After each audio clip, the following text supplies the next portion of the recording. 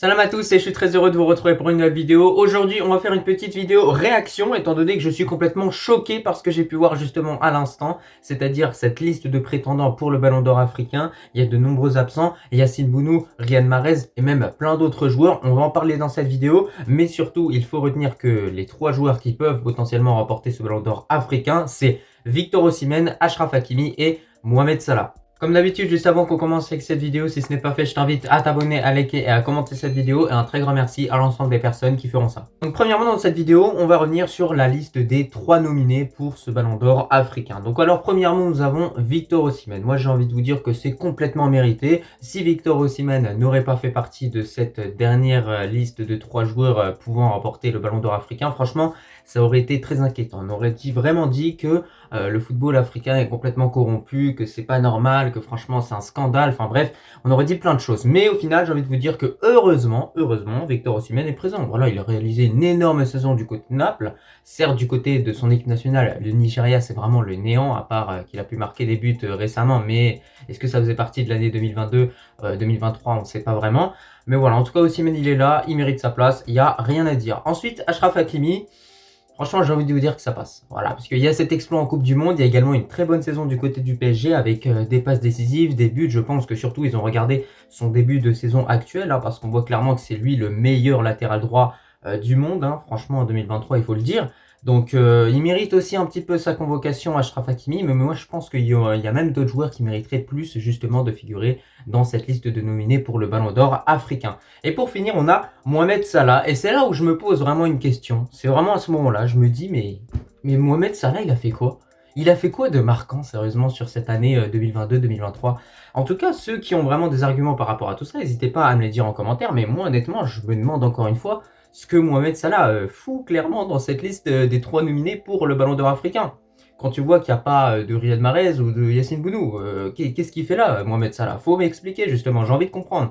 Alors oui, il a marqué peut-être plusieurs buts du côté de Liverpool, peut-être qu'il reprenne un petit peu ses performances des dernières années, mais ça n'empêche pas que franchement, Yacine Bounou, il mérite 100 fois d'être à la place de Mohamed Salah. Nisri, il mérite 100 fois d'être à la place de Mohamed Salah. Amrabat, c'est la même chose même, carrément.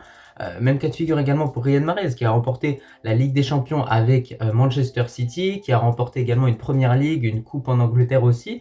Alors oui, certes, pour Riyad Mahrez, c'est vraiment le néant du côté de son équipe nationale avec l'Algérie, parce qu'ils n'ont pas réussi à se qualifier pour la Coupe du Monde 2022, et je pense qu'honnêtement, l'Algérie aurait participé à la Coupe du Monde 2022, Riyad Mahrez aurait été largement Ballon d'Or africain 2023, mais c'est pas le cas en tout cas. Donc voilà. Donc de façon générale, moi je vous le dis, je comprends pas pourquoi Mohamed Salah a été sélectionné dans la dernière liste des nominés pour le Ballon d'Or africain. Je pense que d'autres joueurs auraient mérité 100 fois plus de figurer justement dans cette dernière liste. On a Youssef En-Nesyri qui a marqué le but le plus important de l'histoire du football africain avec cette tête. C'est également un joueur qui a été important de façon générale durant cette Coupe du Monde 2022 parce qu'il a inscrit 2 buts au total avec un but face au Canada qui a permis au Maroc de passer à 2-0 dans ce match-là et du coup de se rapprocher d'une place en 8e de finale. Et aussi tu as surtout Yacine Bounou. Franchement les gars, Yacine Bounou, il a été décisif avec le Maroc et avec le FC Séville. C'est également le même cas de figure avec Youssef En-Nesyri qui a enchaîné les doublés en Ligue Europa.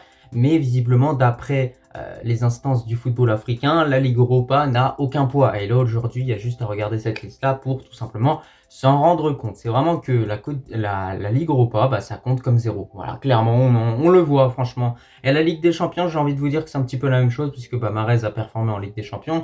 Alors il n'était pas toujours titulaire, mais justement du côté de la Première Ligue, du côté de la Coupe en Angleterre, c'est là où il a réellement été le plus décisif.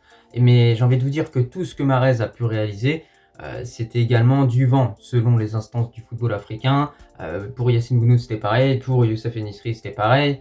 Pour Sofiane Amrabat également, qui a joué quand même une finale avec la Fiorentina de la Conference League, je crois bien. Donc voilà, c'est décevant franchement. Moi, je comprends pas pourquoi Mohamed Salah figure dans cette liste des 3 derniers nominés.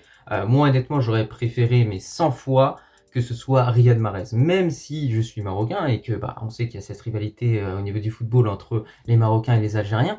Moi je suis désolé, il faut rester objectif. Et honnêtement, celui qui méritait vraiment d'avoir cette place-là, c'est clairement Riyad Mahrez. Et à la place, tu mets aussi Yacine Bounou à la place de Achraf Hakimi. Pour moi, c'était vraiment ça le classement juste. C'était Victor Osimhen, Yacine Bounou, Riyad Mahrez. Pour moi, c'était ce classement-là et pas un autre. Donc après, Je pense qu'il y a quand même des raisons pour lesquelles Achraf Hakimi figure dans cette liste des nominés, enfin cette dernière liste des nominés.